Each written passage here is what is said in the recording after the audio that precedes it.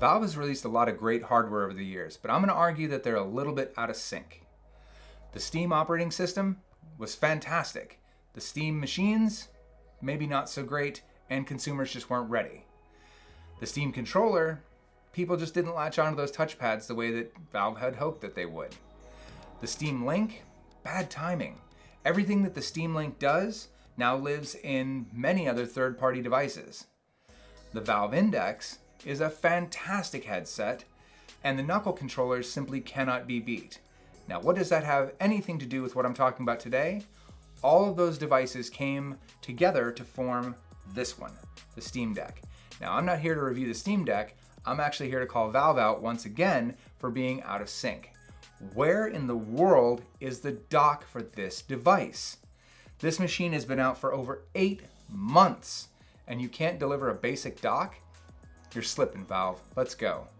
So I wanted to turn to somebody like Monoprice to see if I could come up with a better solution.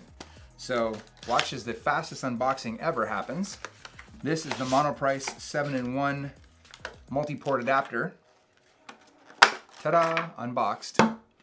We're gonna plug this device into the Steam Deck, see if this can work as a dock, and maybe overcome Valve's being entirely out of sync once again. I'm Ron Burke, Editor-in-Chief for GamingTrend.com. Let's go. This little device is hiding a whole lot of functionality, so let's go through it one by one. Obviously, this connects via USB-C connection, supporting DisplayPort 1.4, meaning that you could run a second monitor off this device up to 4K 60. The second port is an SD card reader, and above that is a micro SD.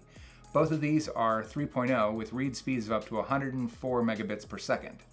They also support MMC, SD, SDHC, and SDXC, but most importantly, they're both individually addressable.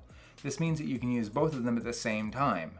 They support cards up to 2 terabytes in size, giving you plenty of room for expansion. Next up, we have 2 USB 3.0 Type A ports and a Type C port. These have transfer speeds of up to 5 gigabits per second. This USB-C port is also capable of delivering a whopping 100 watts of power delivery, with these 2 Type A ports able to deliver 7.5 watts for charging. This means you could power the Steam Deck entirely through this device, or you could even power most laptops just as easily. This last port is the Ethernet connection. Supporting gigabit, this is more than enough to load games or surf the web at high speeds without having to rely on wobbly Wi-Fi connections. How much will all this set you back? Well, $39.99. The only thing that they could possibly add to this is if they wanted to add maybe a 3.5mm headphone jack or an audio jack, but maybe that's for the 9-in-1 or the 10-in-1, or it could just be overkill. So obviously everything's all connected now. As you can see, the device immediately starts to charge. I have a 20-watt charger going to the Steam Deck, so we are charging through, pardon my cables, through the 7-in-1 connector right back here, and mouse and keyboard. So obviously this is very much like a PC experience at this point, and all running through that one single port, running through this monitor. Sometimes you need a device that just works. So this is that. I mean, there really isn't very much more to say. For $39.99, the 7-in-1 is kind of perfect. If I want to load emulators, I'm gonna do that through an SD card. It's got a reader for that.